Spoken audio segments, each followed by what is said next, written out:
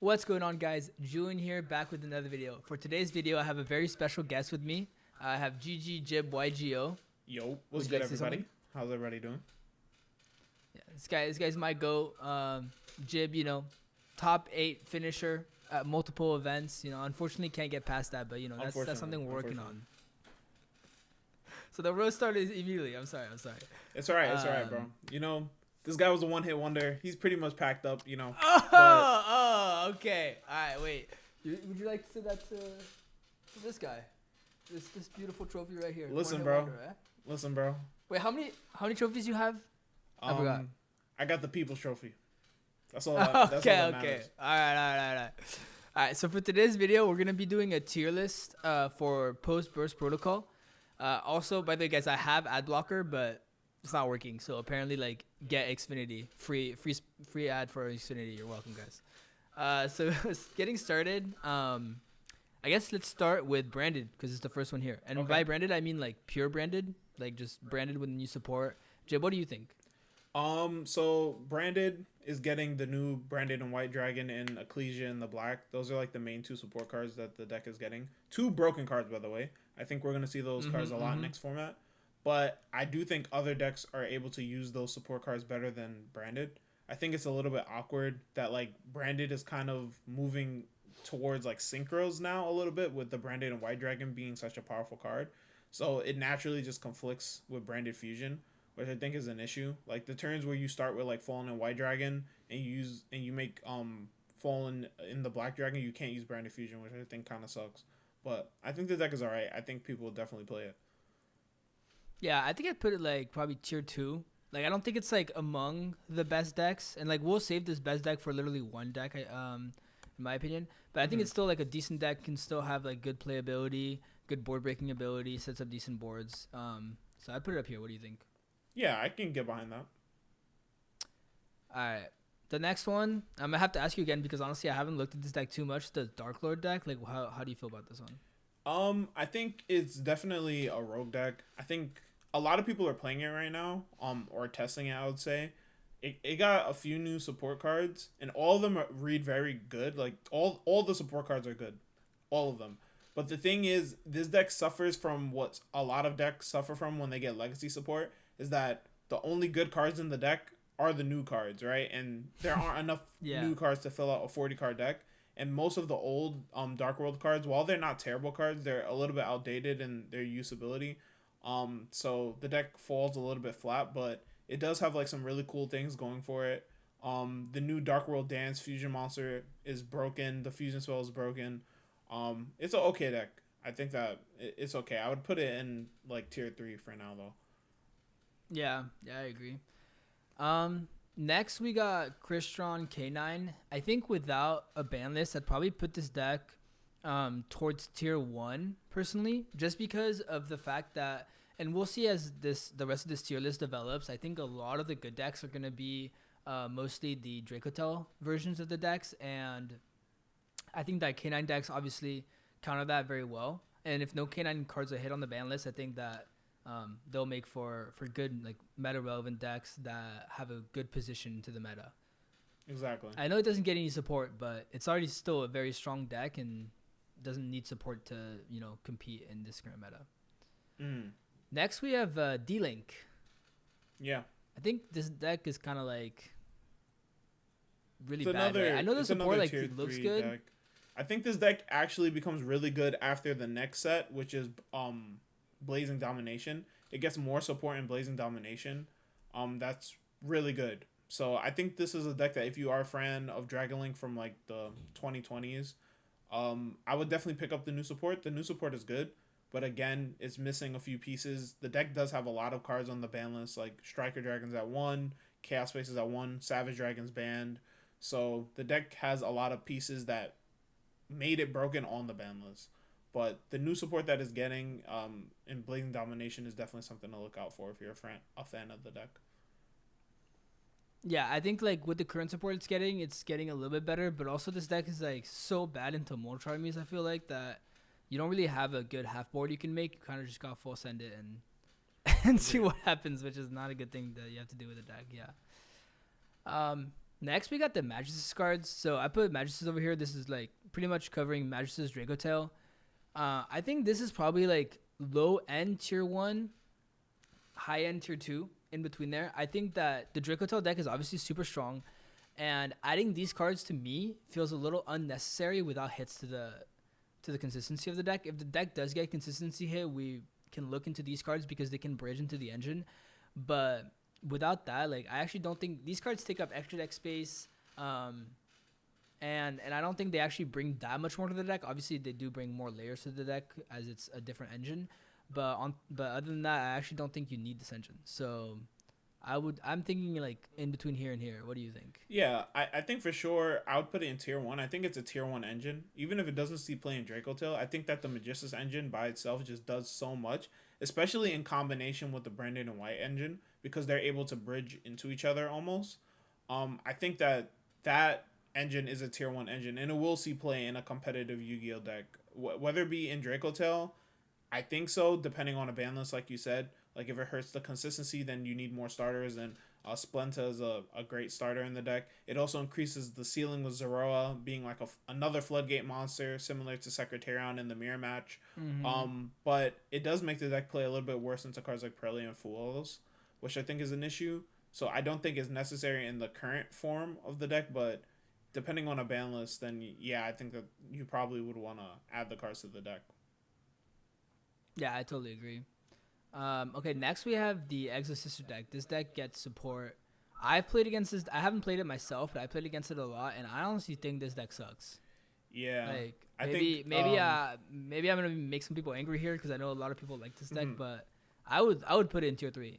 Maybe that's rude, and I should put it in tier 2. Maybe I'm being over hateful, but like these cards, they don't really do that much more, right? Like, okay, you get like a few new cards that are really good, but the deck overall still sucks in my opinion. Yeah, the new support just helps Exosister be better at doing Exosister things, and Exosister is a mid deck, so I think this deck heavily relied on Shifter. Shifter's at 1, so I don't think that this deck is amazing. It's another deck I'd put in the tier 3 category. Yeah, I'm with that. Maybe above these cards, but yeah. Yeah, right, I think it's definitely better than those decks. I know you've been testing this Elven Note deck a lot. Personally, I think it's like the new like combo deck, right? It's like trying to do a lot, trying to set up a wide board. Doesn't play into chummies that well, from what I've noticed. I personally think it would be in like low tier 1, because you can play this and like you can play like Fiendsmith cards with this and just have like a very good board. But I just don't like those kinds of decks as much because they don't have very good half boards to get into Moltramis. So I'd put it in like low tier 1. What do you think? Yeah, I would also put it in tier 1. I think the deck is definitely good. It'll see play for certain. But I do think that, again, Blazing Domination, the deck is getting more support. It's good. It's fixing issues that the deck has right now. The new monster is great, along with the other Power Patron support that got revealed last week in Blazing Domination. So definitely, if you like this archetype and you feel a little bit disappointed in Burst Destiny, which I think that even in Burst Protocol, I think it's still a deck that can do well at a YCS, right? I don't know if it can win a YCS, but I think that you can definitely get like a top 32, top 16 with this deck.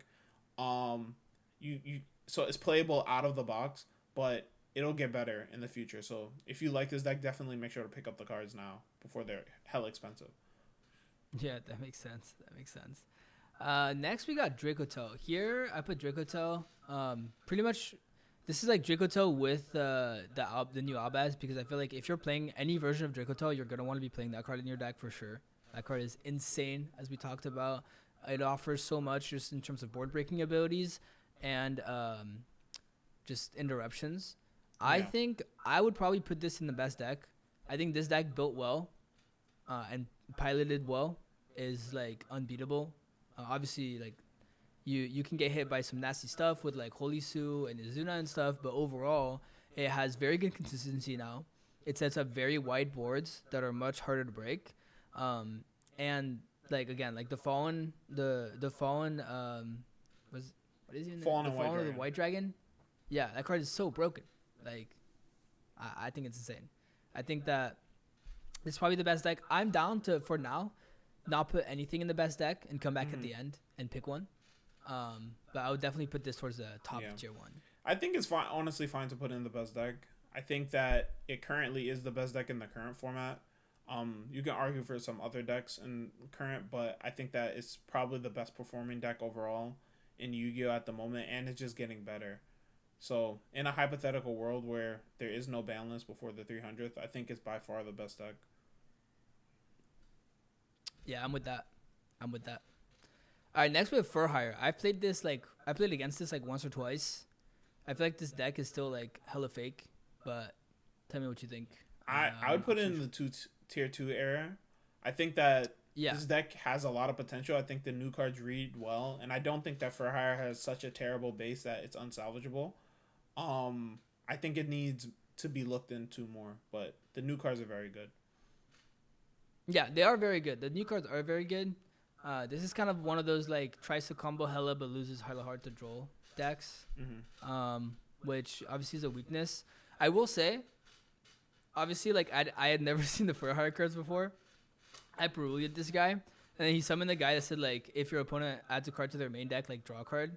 And then he just kept summoning into my Perulia, but he kept drawing cards. Yeah, that card is insane into Charming. Yeah, that's pretty broken. All right, next we have Cool Tune. I think I'm putting it into the Jib. It is a Jib deck. I do like Cool Tunes, but it isn't great. I'll rename it, bro. I felt bad. Disrespectful. I can't. Now that we put Cool Tune there, I can't associate with you. But yeah, this deck sucks. I feel like this deck doesn't do anything. This deck explodes to 1 nib going first, and doesn't even set up like that many disruptions. It's not great.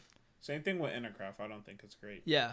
The support that got revealed for the next set actually might make this deck good, but yeah, right now we're not in that set yet. Yeah, we're not in that set yet. This deck, I don't think actually does much. Just sets a bunch of monsters. Like, come on. All right, Jib. It's it's Malice time, bro. All right. Where do we put Malice, man? This deck? Honestly, I would put it in tier 1, like to the bottom. I think it's a better deck than Elvenote, but I don't think that it's the top of tier 1. I think it's like those two decks are like combo decks. Really want to go first. I think that Malice is probably a little bit better going second. Has better extension and ways to get monsters onto the board, with like the Bishtios being engine and non-engine, and like cards like Marchair. Which the Elvenote doesn't really have. Like Elvenote, So I think it's a little bit better than Elvenote, but I don't think that it's the type of deck that we really want to be playing in the next format. Yeah, no, I agree. I don't think I want to play like.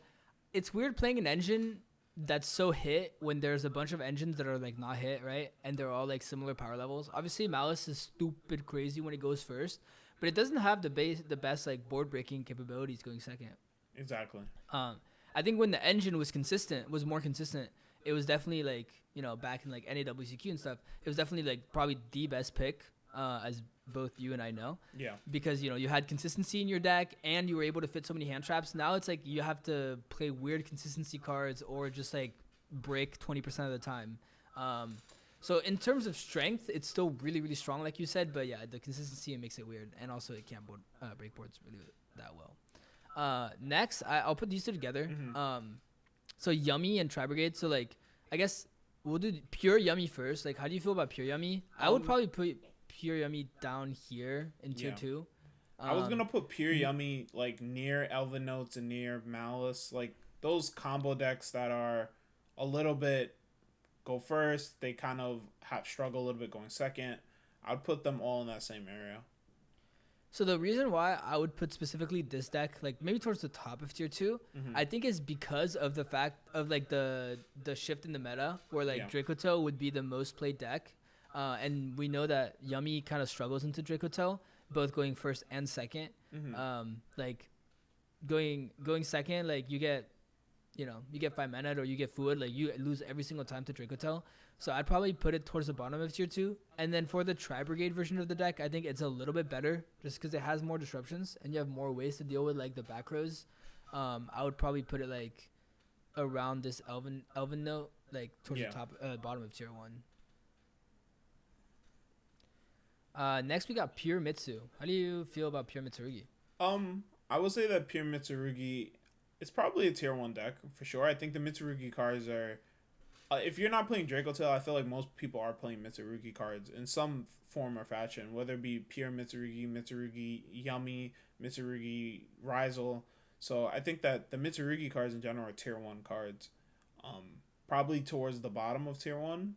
I'd put it around the Malice deck, but yeah, I think they're good cards. I agree. These cards are really good. I don't know if like pure would be the route ever, just because your deck is so limited in how much it can do. But if you can just bridge Ascension into anything, which is not that hard to do, right? Mm-hmm. With level 8s, with rank 8s, rank 4s, like very, very good, then this deck is definitely strong. Also, if we're in a meta where Dracotel is the best deck, again, it helps Mitsurugi in terms of like Droll not being in people's main deck, because Droll doesn't really hit this 5 mana guy. So yeah. Next is Radiant Typhoon. I tweeted out the other day, I actually think this deck sucks. I thought it was good at first, and then I started playing against Dracotel more, and you just like can't break. First of all, you can't really break the board if your opponent knows how to play, and second of all, like I thought what made this deck really good was Crown, but Crown is low key not that great going second, because you just give him a guide to be like, start your turn with that guy. You know what I mean? So, my opinion, I think this deck is great. I think that I've seen you play this deck, and to be honest, I can see why you think it was bad. So I think that we should put this deck at the top of tier 1. I think that maybe you just need to spend some more time in the lab with this deck.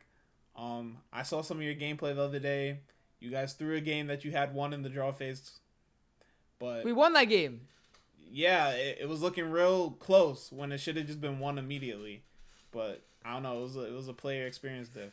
But I think that the deck is hard for sure. I'll say that. That's basically the deck is definitely hard. I think the deck is hard. The deck is definitely hard for sure. It requires a lot of practice on it for it to be good. Like I would not pick up. I wouldn't even if everyone was like, "Yo, this is the best deck." If I had not practiced it until like the day before the YCS, I would still not bring it, because it requires. You can't bring. This is not the type of deck that you could just pick up and play. You have to be really familiar with the deck and its matchups. It's similar to a deck like Sky Striker, which we don't have on the list. But Sky Striker is probably a little bit of a worse version of this deck, because it has less pushes, like summon wise, like body presence going second. Like Sky Striker just puts up a big guy and then tries to use spells as removal, where this deck has like Eldam, Swin, Magula, Phonix, Vortex. Like I'm just naming all the monsters, but they're all pushes going second, and they all do different things that give you a little bit more advantage and help you play into boards. So yeah, fair enough. All right, next we have Ryzeal. How do we feel about Ryzeal? I kind of feel like Ryzeal is like towards the bottom of tier 2. Yeah, I think these it's cards tier like 2 fell deck. off hard. I don't think Detonator has aged well into the format. Yeah, I agree. I think the Ryzeal cards are not great. I think still like back when it was like Ryzeal Malice format, if you got Moltramid, you could end on Dedo Pass and like be fine a lot of the time. You're not fine with the Dedo Pass anymore. And so, yeah, I think this card towards the bottom makes sense. We got Rescue Ace next. I haven't looked really at the new support, so I'm curious to hear what you have to think. I haven't really looked into it either. I mean, I've never been a fan of the I did hear this was bad. Even when the deck was I good, heard it wasn't great. So. Yeah, I'm probably like, I'll give it the benefit of the doubt. I'll put it like put it next to Exosister. Tier 2. They came on the same set. Next to Exosister? Yeah. All right, that makes sense. All right, fair enough. All right, I saved the best for last. This is the part where you tell me to let it go. You know, let it go.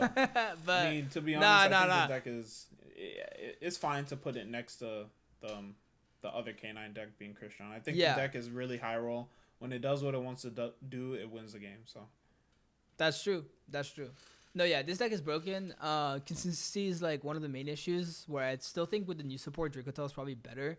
Even though Dracotel is a better matchup, just the pure consistency and like if Dracotel combos, like Vinxel's not breaking the board with the new cards, I think. So I would put Dracotel on top. And little free advice: play two of the quickly spell in your Dracotel branded deck, because you can pretty much hold the quickly spell in your hand the whole turn if you want to, and then you don't have to set it. You can just activate it in the end phase. Just pretty much give your opponent the opportunity to mess up, and then dump Albion and set another one. So that was free. But yeah, that's gonna be it for our list. Is there anything here you change? I like this. I think this looks pretty good. I think it's pretty good. I think Radiant Typhoon's a little low, but other than that, I think that this is a pretty good representation of the format. All right. Well, thanks, Jib. Thanks for coming on. If there's a ban list, I'll have you on again to the channel, and for sure. We'll talk about what changes. List. All right. Thank you, guys. Have a great day. Bye bye. Bye bye. All right.